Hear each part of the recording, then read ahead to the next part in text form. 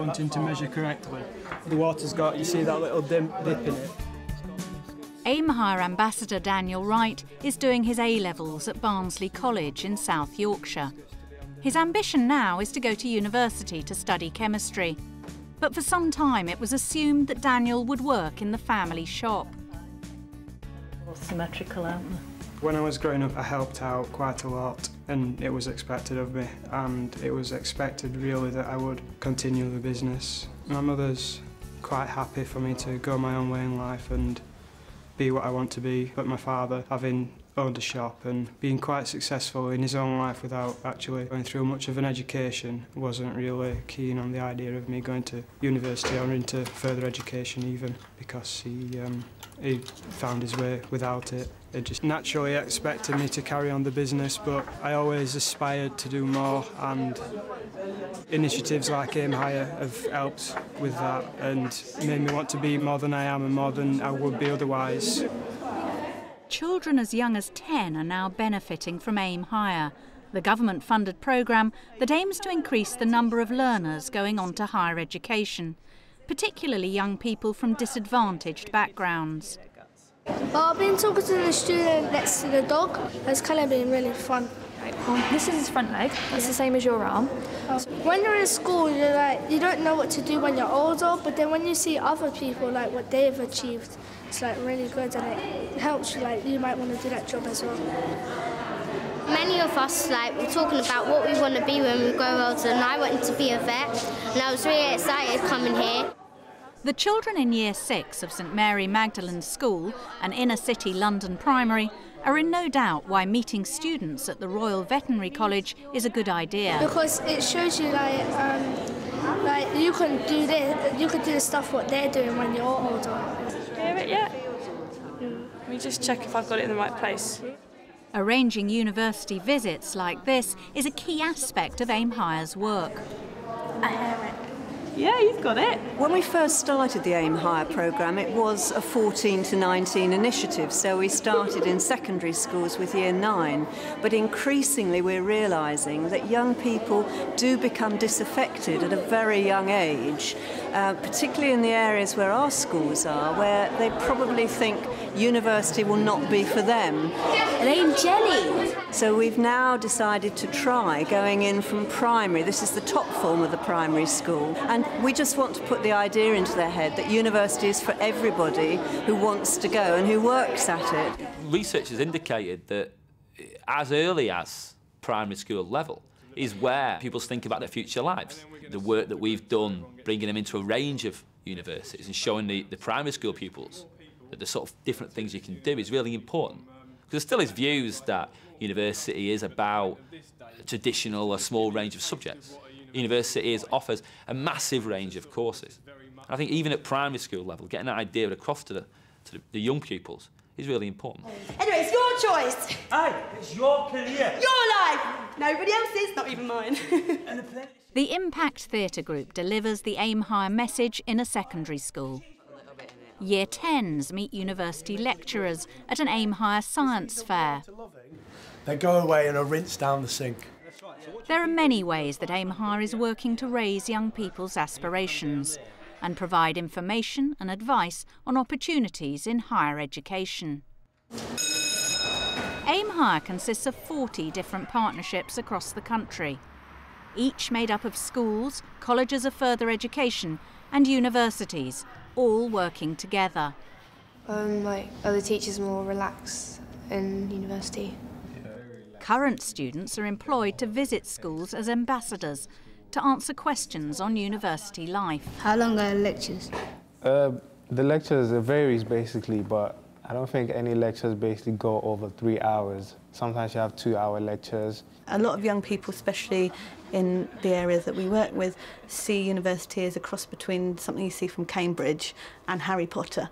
And only very posh people can go who come from a certain background. And we're there, the Student Ambassador Scheme there is to break down those barriers and get the young people to actually think, I can do that, and to raise their aspirations. Basically, I think the kids don't really see us as like figures of authority. I think seeing someone like me, like I'm not too far from their age, I sort of like look like them, I dress like them, you know. So if I'm talking to them, they'll be able to relate to me more, basically. No one in my family has ever been to university. You don't really think of university as a real place. It's just words to people, because you never meet it, you never see it. There isn't one in Barnsley.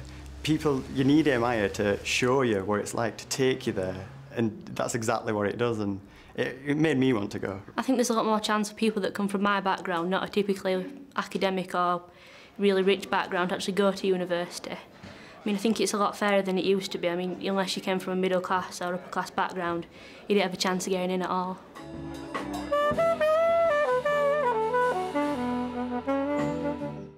Rosie Guillen-Beebe benefited from campus visits organised by Aim Higher. She's now in her second year of a BTEC National Diploma in Music Practice at City and Islington College, and has been offered a place at university in the autumn. Through Aim Higher, we went on a trip. It gave me sort of a knowledge of what uni would be like if I were to attend. University used to be a word that frightened me, because I was like, oh, it's a place where it's full of maturity, it's full of courses that you don't dream of being on. Visiting that trip kind of made it a lot more easier. It made me realise it's not that bad. It's just being focused and doing what you want to do to get a great outcome. Rosie had always been interested in music, but she didn't want to do A-levels. A week-long Aim Higher project involving both Radio 1 and London Metropolitan University had a big impact. It was quite scary at times, because I wasn't sure what it was going to be like for me, being in a place where I don't know anyone. But it sort of, in a way, gave me a push to understand what it would be like if I were to attend uni, working with students that have the same passion for music as I do, and that don't know me, I don't know them. Sahir Ahmed was part of the same Aim Higher project. He left school with no qualifications at all, but was interested in music. When I left school first, I didn't know what I wanted to be, I didn't know what I was doing. I was going off the rails in a way. But music always really kept me down to earth, always kept me on one level. Well, I went on a Radio 1 project for a week down in London Metropolitan University. Met a lot of people, they showed me around Radio 1, the actual building, and we got to sit in on a podcast, and it was fun just to learn about what it's like behind the scenes of the radio station. Right now I'm enrolled on a BTEC First Diploma in Music course, and after I finish this I'll be able to access my National Diploma course, and from then I should have A-level equivalent grades, and that should hopefully take me on to university. If I didn't have the music, or I didn't have an ambition for music, I don't know where I'll be right now, and that is the truth. Femi, who's in his third year at London Metropolitan University, believes the key is to raise awareness of the different routes into higher education. That A-levels aren't the only way in. I think it's a very good idea, alternatives, because people don't get written off. Like, you can't just say, like, oh, because you didn't get grades that were up to standards, there's no future for you, you can't do A-levels, you can't go to university. I think the alternatives like BTEC National Diplomas, AVCs, they're really quite good, because it gives, people that may have thought like they did not have a future further in their education, it gives them a chance. I'm very grateful for that kind of chance that I got, because it helped me to carry on. And now I'm at university, so I think it's a really good thing. An important aspect of Aim Higher's work is providing advice on the financial help available to families on low incomes. When I was at school, there were a lot of people who didn't want to go to university, they didn't see point. Money put a lot of people off, but they don't tell you much about it at school, so you don't know how much help you can get. It's all just money, money, money, money. And you don't know where it's going to come from. A lot of people are put off by the cost of things and the price of things, and whether the family can deal with it or not. Money is a big issue for students. They do worry about fees, and they hear what's on the media and so on about university fees. One of the good things is that we have, from the Aim Higher National project, we have booklets and so on for parents and for students, particularly for students who come from low-income families and so on. There is a lot of support that they can get if they know what's available. The money that you have to pay for the course has gone up, for us undergraduate students this year. So it's a bit scary, and knowing how you're going to live your life financially. It's not too worrying, because I'm going to be at home for the first year at least. So it should be quite okay, it shouldn't be too difficult. Student ambassadors like Femi have been given special training, so they have the right information to give young people in the schools they visit. Is a training specifically designed so that you can educate the students more about financial, sort of like everything that has to do with finance that they'll encounter on going to university. Teaches you about all the sort of like bursaries you can get, grants, loans. Some of them already probably heard about, you know, all the kinds of loans you can get and just think, whoa, that's too expensive, or whoa, my parents can't afford it. So it's good to like, they really learn when you tell them about the finances as well. Choosing to stay in the parental home for financial reasons is a growing trend, particularly amongst those students who come from homes with no history of higher education. Femi has lived with his mother throughout his degree course. How old was I when this picture was taken? About 4 years old, you were. In his role as AIM Higher Ambassador, Femi makes sure the young people he advises know that this is an option. There's certain people that have a lot of responsibility at home. I mean, I'm like the only child of my mom, but there's other people that have like younger siblings, and they do help in like taking care of the younger siblings, or they might have parents with maybe disabilities.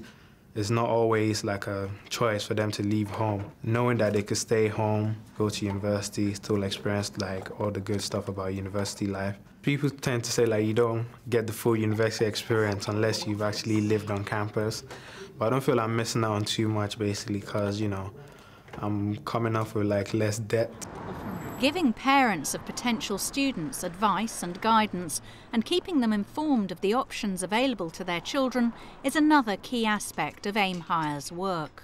One of the ways that we know that AIM Higher is working is because we've had parents who've been to events where they've stood up and said, if it wasn't for AIM Higher, my son or daughter would not be at university now. And they're working with the second son now. And it is AIM Higher that has supported them to get their first son and for them to open doors to know that it is possible for their family. The proportion of university students from disadvantaged economic and social backgrounds remains very small. AIM Higher is doing its best to widen participation, but it's an uphill struggle. Over the recent years, up until last year, we saw a gradual increase in applications through UCAS from lower socio-economic groups. We're talking increases of less than a percentage every year. So it's very small numbers, but we have to put all this in context. And the gap between different social classes going on to higher education has been there since the inception of the system over 100 years ago. And AIM Higher has only been here for 6 years, but we believe we're making the movements that are necessary for longer-term change.